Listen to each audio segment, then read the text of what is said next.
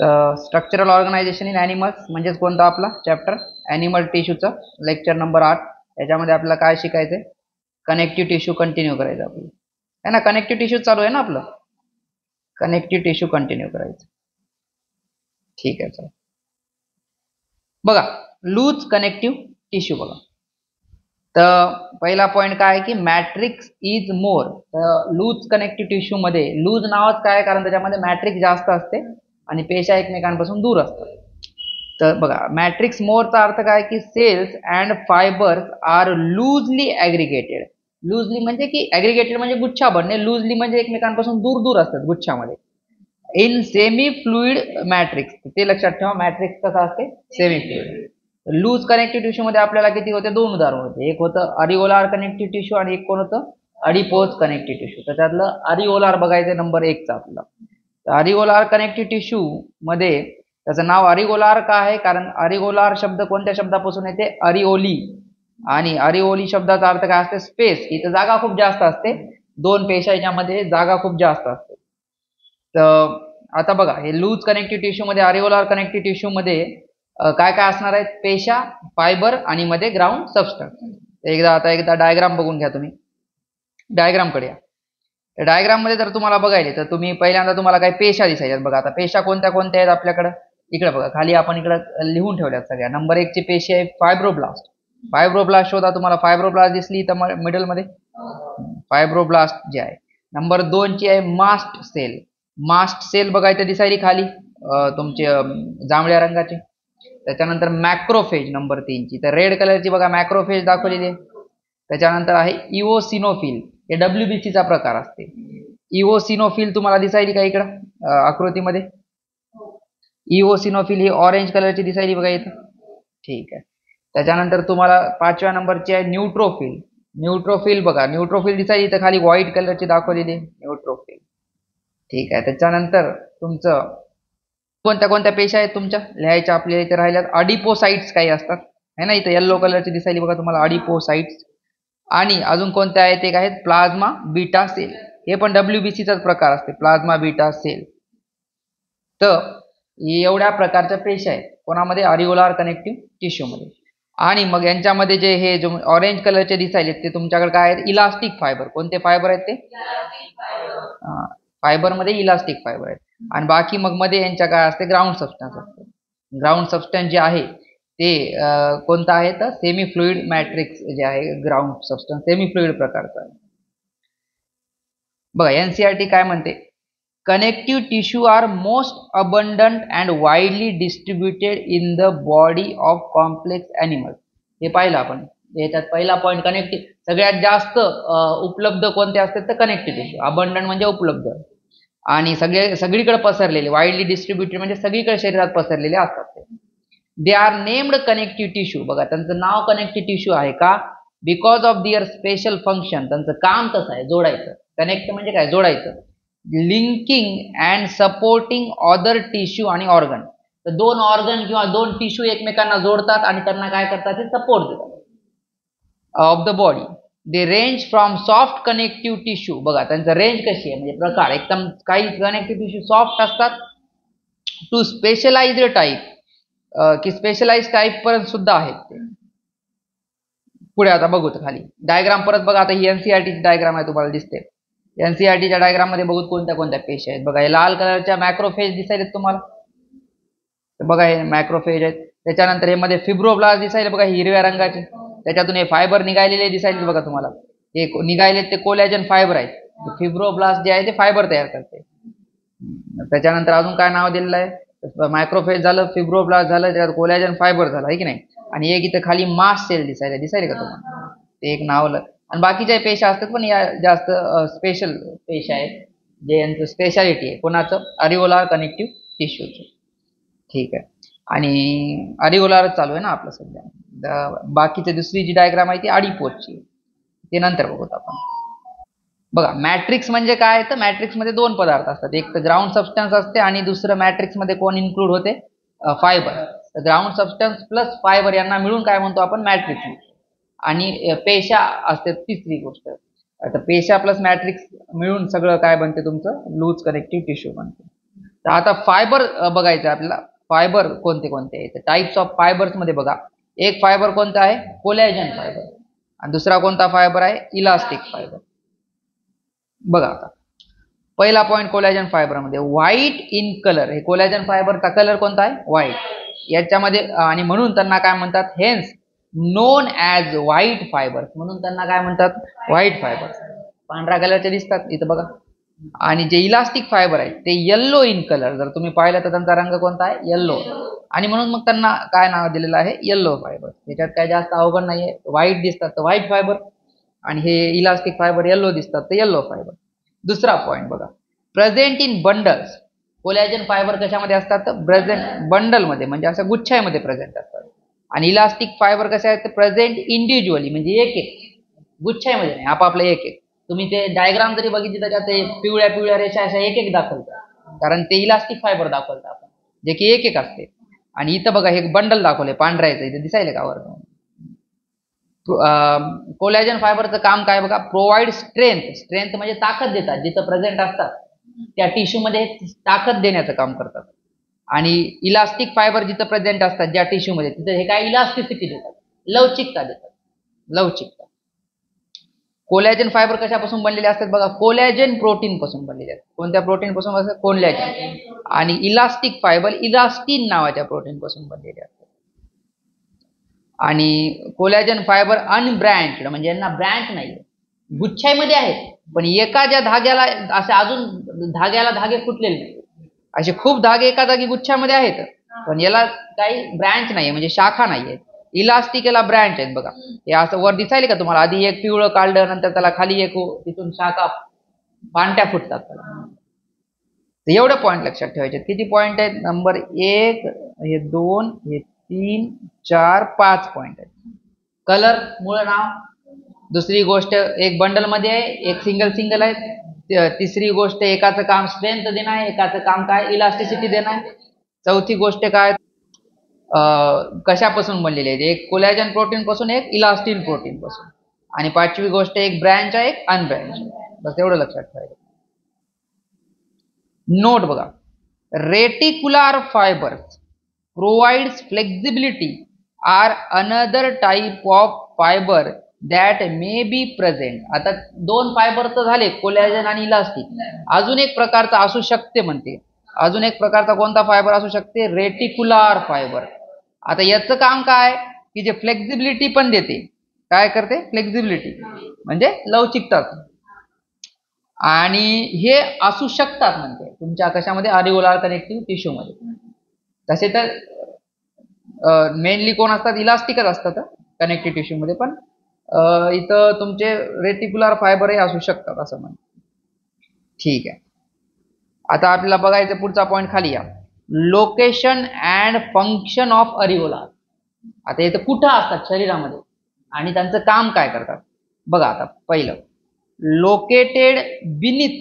Beneath म्हणजे खाली त्याचा अर्थ दिलाय बिलो स्किन. एकदम स्किन जे आहे तुमचं काय इपिथेलियम टिश्यू आहे त्याच्या खाली कनेक्टिव्ह टिश्यू असते. तर ते कोणतं कनेक्टिव्ह टिश्यू असते अरिओलार लूज कनेक्टिव्ह टिश्यू. आणि मग आता याला कनेक्टिव्ह टिश्यू का नाव द्यायलो कारण हे कनेक्ट करायले कोणाला स्किनला कनेक्ट करायले कोणासोबत त्याच्या खालच्या मसल्स. तर वरचा तुमचा पहिला थर स्किनचा त्याच्या खाली अरिओलार लूज कनेक्टिव्ह टिश्यू आणि त्याच्या खाली मग मसल बायसेप वगैरे जे असते तुमच्या ते खाली असतं. ते जेव्हा तुम्ही MBBS ला वगैरे जाता ते डायसेक्शन करताना एक एक थर काढायला शिकवतात तुम्हाला. आधी स्किनचा थर मग हे नंतर कनेक्टिव्ह टिश्यूचा थर मग खाली मसलचा थर तुम्ही बघता. तर पुढचं गोष्ट बघा काय काम आहे provides basic framework for epithelium. जे वरचं इपिथेलियम आहे जी स्किन आहे त्याच्यासाठी हे बेसिक फ्रेमवर्क खाली त्याला म्हणजे त्याचा हे आहे आधार आहे. त्याला आधार देतात त्याला पोषण देतात. आपण इपिथेलियम मध्ये शिकलो होतो की इपिथेलियम कडे काय ब्लड वेसल ते नसतात. त्यांना सगळं पोषण कुठून भेटते त्यांच्या खालच्या कनेक्टिव्ह टिश्यू. आणि त्यांचा खालचा कनेक्टिव्ह टिश्यूज बघायलो आपण इपिथेलियमच्या. कोण आहे ते अरिओलार कनेक्टिव्ह टिश्यू. बघा आता डायग्राम मध्ये हे वर तुम्हाला एकदम जे दिसायले ते केराटिनाइज्ड स्ट्रॅटिफाईड इपिथेलियम. कोणता आहे केराटिनाइज्ड स्ट्रॅटिफाईड इपिथेलियम. केराटिनाइज्ड म्हणजे केराटिन असते. जसं तो केराटिन म्हणलं की एक शब्द लक्षात ठेवायचा तुमचे केस नख बैलाचे खुरं वगैरे जे असतात ते केराटिन नावाच्या प्रोटीन पासून बनलेले असतात. तर केराटिन एकदम वर नॉर्मली प्राण्याच्या केराटिन असते, जसं सगळ्या प्राण्याच्या वरवर केस असतात वगैरे. तर केराटिनाइज्ड स्ट्रॅटिफाईड इपिथेलियम असते सगळ्यात वरची लेअर बघा अप्पर. त्याच्यानंतर काय लिहिलंय खाली इपिडर्मिस, कळलं का? स्किनच्या लेअरचे नाव आहे ते. त्याच्यानंतर खालची ही स्किनच आहे, वरची पण ती स्किनचीच लेअर होती केराटिनाइज्ड स्ट्रॅटिफाईड इपिथेलियम, ती सगळ्यात वर. त्याच्यानंतर कोण आहे इपिडर्मिस, त्याच्यानंतर कोणती आहे त्याच्या खाली डर्मिस. इपीचा अर्थच असते वर, डर्मिसच्या वर जी असते तिला इपिडर्मिस. ती एक डर्मिस नावाची लेअर आहे बघा, ती खाली आहे. कोणाच्या खाली आहे इपिडर्मिस. एवढ्याला आपण स्किन म्हणतो नॉर्मली, कळलं का? इपिडर्मिस आणि डर्मिस. म्हणून ते जे स्किनचे डॉक्टर असतात त्यांना डर्मॅटॉलॉजिस्ट म्हणतात, ते डर्म हा शब्द त्यांचा असते. त्याच्यानंतर बघा डर्मिसच्या खाली जे असते त्याला हायपोडर्मिस म्हणतात, वरला इपी म्हणतात, खालच्याला हायपो म्हणतात. तर डर्मिसच्या वर इपी डर्मिस, डर्मिसच्या खाली हायपोडर्मिस. आणि मग तुम्हाला हायपोडर्मिस जे आहे तेच तुमचं कशापासून बनलेलं आहे, areolar connective tissue located in hypodermis below skin, कळलं का? कारण डर्मिसला स्किन संपून जाते. स्किन बघा ना तिथं तुम्हाला दिलंय, इपिडर्मिस आणि डर्मिसलाच काय म्हणता तुम्ही, स्किन म्हणता. आणि त्याच्यावरही एक लेअर असते केराटिनची जी इपिथेलियमची असते, पण मेनली स्किन तुम्ही इपिडर्मिस आणि डर्मिसला म्हणता. आणि डर्मिसच्या लेअरच्या खालची जी लेअर आहे ती तुमची आहे हायपोडर्मिस, आणि तीच आहे अरिओलार कनेक्टिव्ह टिश्यू बनलेली. हायपोडर्मिस रिजन मध्ये असते अरिओलार कनेक्टिव्ह टिश्यू. आणि त्याच्या खाली मग तुम्हाला जे दिसायले त्या मसल आहेत, दिसायलेत का? कळलं का? तर ते वरची इपिडर्मिस आणि डर्मिस म्हणजे हे इपिथेलियम टिश्यू आहे, ते मध्ये हायपोडर्मिस म्हणजे कनेक्टिव्ह टिश्यू आहे, आणि एकदम खालचा जे मसल म्हणजे ते तुमच्या काय आहे तर मस्क्युलर टिश्यू आहे. आणि त्याच्या खाली परत मग हाडा, मसलच्या खाली मग परत हाडा असतो.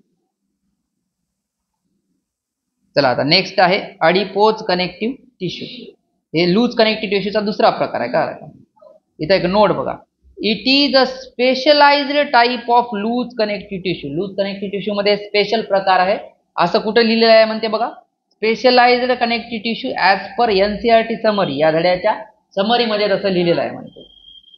विच इज, आणि याला स्पेशलाइज्ड का म्हणालो, कारण याचं स्पेशलायझेशन कशामध्ये झालंय, टू स्टोअर फॅट. कशामध्ये यानं माहीर, कशामध्ये माहीर आहे तर फॅट स्टोरेज. फक्त एकच काम आहे त्याचं, फॅट स्टोअर करण्यामध्ये. बघा अडिपोज शब्दाचा अडिपोज शब्द आला की तुम्हाला फॅट लगेच लक्षात यायला पाहिजे. तर इथं बघा, इट हॅज सिमिलर फायबर, बघा फायबर सेम आहेत आणि ground substance same and cells same पण सेम आहे. कोणासारखे, अरिओलार कनेक्टिव्ह टिश्यू. तर ह्याच्यामध्ये आपण अडिपोज कनेक्टिव्ह टिश्यू मध्ये सेम सगळं असते. फायबर काय सेम असते, फायबर, ग्राउंड सबस्टन्स आणि सेल्स कोणासारखे सेम असतात हे सगळेजण, अरिओलार कनेक्टिव्ह टिश्यू सारखे. फक्त but has enormous number of, फक्त याच्यामध्ये त्याच्यातही अडिपोसाइट्स होत्या, पण याच्यातही अडिपोसाइट्स जे आहेत ते खूप जास्त आहेत. एनॉर्मस शब्दाचा अर्थ असते खूप जास्त, एनॉर्मस शब्दाचा अर्थ असते खूप जास्त. तर बाकी एवढं कमी होते सगळं, आणि सगळ्यात जास्त कोण असते मग अडिपोसाइट. आणि अडिपोसाइट्स म्हणजे काय, अडिपोज साइटचा अर्थ काय, साइट म्हणजे पेशी, अडिपोसाइट म्हणजे जी पेशी काय साठवते, फॅट. तर मग फॅट साठवणाऱ्याच पेशी. तर अडिपोज कनेक्टिव्ह टिश्यू मध्ये सगळे फायबर, सगळ्या पेशा आणि ग्राउंड सबस्टन्स एक्झॅक्टली कोणासारखं आहे, अरिओलार कनेक्टिव्ह टिश्यू. म्हणजे अरिओलार कनेक्टिव्ह टिश्यूच आहे. मग याला वेगळं का म्हणालेत, म्हणून त्याला स्पेशलाइज म्हणलं. कारण वेगळं का म्हणालो, कारण फक्त याच्यामध्ये ते पण आहेत पेशा, पण ते खूप कमी आहेत. जास्तीत जास्त जागा कोणत्या पेशा घेतात, तर अडिपोसाइट, आणि त्यांचं काम काय, फॅट स्टोअर करणं. हे सगळा फॅटच फॅट असतो. हे अडिपोज कनेक्टिव्ह टिश्यूचा थर लागला म्हणजे सगळा फॅटच लागला तुम्हाला. आता बघा खाली पॉइंट काय बघा, एक्सेस ऑफ न्यूट्रिएंट्स. बघा एक्सेस ऑफ न्यूट्रिएंट्स, एक्सेसचा अर्थ काय असते, जास्तीचा. न्यूट्रिएंट्स म्हणजे पोषक द्रव्य. आता तुम्ही जेवण करता त्याच्यातून तुम्हाला काय कार्बोहायड्रेट्स, फॅट्स वगैरे जे भेट. तर एक्सेस ऑफ न्यूट्रिएंट्स जे आहेत, एक्सेस म्हणजे काय की जे तुम्ही खालते आणि आता शरीरानं वापरले नाही, जे लागले नाहीत, तर त्यांना म्हणतात जे जास्त झाले. बघा खाली लिहून सुद्धा दिले, जो जरूरत नाही थी तब भी खाया. म्हणजे जेवढं ज्या भूक असते त्याच्यापेक्षा आपण, म्हणजे जेवढं लागतं त्याच्यापेक्षा तर जास्तच खातो ना आपण. तर विच इज नॉट युटिलाइज्ड, युटिलाइज्डचा अर्थ असते की वापरले नाही. युटिलाइजचा अर्थ असते वापरणे, नॉट युटिलाइजचा अर्थ असते की वापरले नाही. इमिजिएटली म्हणजे लगेचच वापर झाला नाही तुम्ही खाल्ल्या, मग त्याला कन्वर्ट करावं लागते. इज कन्वर्टेड इनटू फॅट, तर ते सगळे जे न्यूट्रिएंट्स आहेत, म्हणजे तुम्ही खाल्लं काही असेल तर त्याला शेवटी रूपांतरण त्याच्या शरीरामध्ये काही रिॲक्शन होतात आणि त्याचं रूपांतरण कशामध्ये करावं लागतं, फॅटमध्ये. And then stored into cells, आणि मग ते फॅट कशामध्ये नेऊन स्टोअर करतो आपण, सेलमध्ये. आणि त्या सेललाच कोणत्या सेल म्हणतात, अडिपोसाइट. अडिपोस शब्दाचा अर्थ असते फॅट आणि साइट शब्दाचा अर्थ असते सेल. नेहमी साइट शब्द असते. ओस्टिओसाइट कशाच्या असते तर हाडाच्या पेशा. कॉन्ड्रोसाइट्स म्हणजे कशाच्या, कार्टिलेजच्या पेशांना. साइट शब्द जे असते पेशासाठी असते. तसंच अडिपोसाइट्स म्हणजे ज्याच्यामध्ये तुम्ही फॅट नेऊन भरून ठेवता त्यांना म्हणतात अडिपोसाइट्स. डायग्राम बघा. तर बघा तुमच्याकडे एक पेशी आहे, त्याच्यामध्ये पांढरी पेशी दिसली, मध्ये पांढरं केंद्रक आहे आणि बाकीची सगळी जागा जास्तीत जास्त रिकामीच आहे. त्याच्यामध्ये तुम्ही काय टाकला, फॅट नेऊन टाकला. बघा की केंद्रक सुद्धा बाजूला खिसकलं आणि पूर्ण त्या पेशीमध्ये भरलेला आहे. जागा जास्तीत जास्त जागेमध्ये कोण भरलेला आहे, फॅटच भरलेला आहे. बघा आता लोकेशन आणि फंक्शन आपण बघायला सध्या कोणतं, अडिपोज कनेक्टिव्ह टिश्यू. त्याचं लोकेशन म्हणजे कुठं असते आणि फंक्शन म्हणजे काम काय. बिलो स्किन कुठं असते, ते तुमच्या स्किनच्या थराच्या खालचा थर जे असते तिथं असते. अराउंड, आणि दुसरं आता हे एक लोकेशन झालं काय, आता त्याच्या खालचं दुसरं लोकेशन आहे, हे फर्स्ट लोकेशन झालं. आता दुसरं लोकेशन बघा, अराउंड विसरल ऑर्गन्स. विसरल ऑर्गन्स म्हणजे मधले तुमचे जे अवयव असतात, जे मऊ अवयव असतात त्यांना विसरल ऑर्गन म्हणतात. आतडे, जठर, स्टमक, त्याला काय म्हणतात, जठर म्हणजे स्टमक, लिव्हर, स्वादुपिंड वगैरे जे आहेत ते. तर यांच्या आजूबाजूला त्यांना हे मऊ थर देते फॅट, त्यांना जास्त हलू देत नाही, त्यांना कुशन सारखं काम करते. तर अराउंड विसरल organs like kidney act as, बघा तिथे दिले सुद्धा, ऍक्ट ॲज अ कुशनिंग. कशाचं काम करते, कुशनिंग. एक अवयव दुसऱ्या अवयवाला चिटकू देत नाही, त्यांचं धडक होऊ देत नाही. अँड शॉक ॲब्झॉर्बर, काय करते की धक्का जे लागते, जर तुम्ही चालतानी पळतानी जे धक्के लागतात मधल्या अवयवांना, ते शॉक ॲब्झॉर्ब करते. शॉकअप सारखं, शॉपक म्हणतात ना तुम्हाला, ते शॉक अप असते, ते जे खाली स्प्रिंग सारखे असतात, जे धक्का ॲब्झॉर्ब करून घेते. ते धक्का यांना मधल्या अवयवांना म्हणजे त्यांचं प्रोटेक्शन करते, थोडक्यात बोलायचं. पुढे बघा, ऍक्ट ॲज अ इन्सुलेटर. आणि अजून कशाचं काम करते, फॅट जे असते ते इन्सुलेटरचं काम करते. इन्सुलेटरचा अर्थ काय असते की जे उष्णता वाहून नेत नाहीत, म्हणजे मध्ये गरम असेल तर मध्ये गरम आणि बाहेर थंड, कळलं का. आता जे थंडला थंड ठेवते आणि गरमला गरम ठेवते त्याला काय म्हणतात, इन्सुलेटर. की जे उष्णता वाहून नेत, एका ठिकाणून दुसऱ्या ठिकाणी उष्णता वाहून नेत नाही. तर त्यामुळे हे काय करते, प्रिव्हेंट हीट लॉस. बघा मेन काम काय की जसं नॉर्मली आपल्या शरीराचं तापमान बाहेरच्या तापमानापेक्षा जास्त असते. बाहेर 20, 18, 17, 22 असते, तुमचं 37 असते. तर ऑब्विसली तुमच्या शरीरातून हीट काय जाणार बाहेर, कारण जास्त तापमानाकडून कमी तापमानाकडे हीट जातच राहते. तर मग आता हीट एका ठिकाणून दुसऱ्या ठिकाणी जाते, तर ती कशातून जात असते, काहीतरी वाहक पाहिजे, उष्णतेचा वाहक पाहिजे.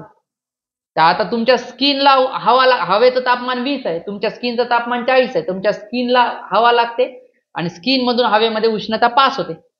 आता ती उष्णता तुमच्या सगळ्या शरीरातली जी आहे ती स्किन थ्रू पास होणार, पण स्किनच्या जस्ट खाली तुमच्याकडे कोण आहे, अडिपोज कनेक्टिव्ह टिश्यू. तर ते स्किन पर्यंतही तुमचं काय होऊ देत नाहीये, जाऊ देत नाही उष्णता. तर म्हणून तर तुमच्या स्किनचं मधल्या अवयवांचं तापमान वेगळं. म्हणून तर तापमापी मस्तानी वर स्किनला लावतात का नाही, कुठेतरी मध्ये देतात ना, तोंडात ठेवतात की नाही, तोंडातलं. कारण स्किनचं जरी तापमान थोडं वेगळं असू शकते, ते स्किनचं तापमान थोडंसं रूम टेम्परेचर सारखं होऊ शकते. स्किन तुमचं थंडही होते लगेच आणि गरमही लगेच होते, पण मधलं तसं होत नाही. कारण तुमच्या स्किनच्या खाली अजून एक थर लावलाय आपण, ते इन्सुलेटर आहे, आणि मग त्याच्या खालच्या अवयवांचं ते तापमान मेंटेन करते, ते थर इन्सुलेटर. स्किनचं तरी बदललं तर बदलू द्या बाबा, ते कळलं का. कारण तुम्ही जसं तुम्ही आता तुमच्या हातामध्ये काही समजा घेतलं गरम भांडं ठेवलं, तर लगेच 40-50 डिग्री सेल्सिअसचं भांडं घेतलं, लगेच ते 40 तुमची स्किन, हात बघा तुमचं थंडगार लागते किंवा गरम लागतं. याचा अर्थ असं नाही की मधलं जे मसल आहे ती थंड पडली किंवा मधले, कारण त्याच्या स्किनच्या खाली एक थर होता, कशाचा, अडिपोज कनेक्टिव्ह टिश्यू, ज्यानं बाहेरची उष्णता मध्ये येऊ देईल नाही किंवा मधली बाहेर जाऊ देईल नाही, म्हणजे कुठली कुठंच जाऊ देईल, जिथं जसं आहे तसं राहू द्या.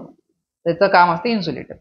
नॉर्मली तर हीट लॉस प्रिव्हेंट करते in some animals like whale. बघा व्हेल सारखे, where thick layer of fat, एकदम त्यांचं तर खूप लाईक एवढा थर असते, एवढा थर त्यांचं बाहेर स्किन, याच्यामध्ये अवयव आणि बाकी थरच थर कशाचा, फॅटचा. त्याला काय म्हणतात, ब्लबर. त्या थराला काय म्हणतात, blubber. It's present below skin. Normally हे जे दिलेलं आहे हे पॉइंट त्या लोकांसाठी खूप असते, ते तिकडे जे याच्यावर राहतात, ध्रुवावर, पोलार बियर, व्हेल, सील आणि ते पेंग्विन वगैरे जे असतात तर म्हणून ते त्याचे ढबरे दिसतात ते. कारण त्यांच्याकडे पूर्ण फॅट असते. कारण त्यांच्या शरीराचं तापमान जे काही 30, 35, 40 राहते आणि बाहेरचं तापमान मायनस, कारण खूप अंतर असतं. तर मग त्यांना ते मध्ये काय पाहिजे, एक असा थर पाहिजे की जे मधली गरमी बाहेर जाऊ देणार नाही. तर त्याला म्हणतात इन्सुलेटर.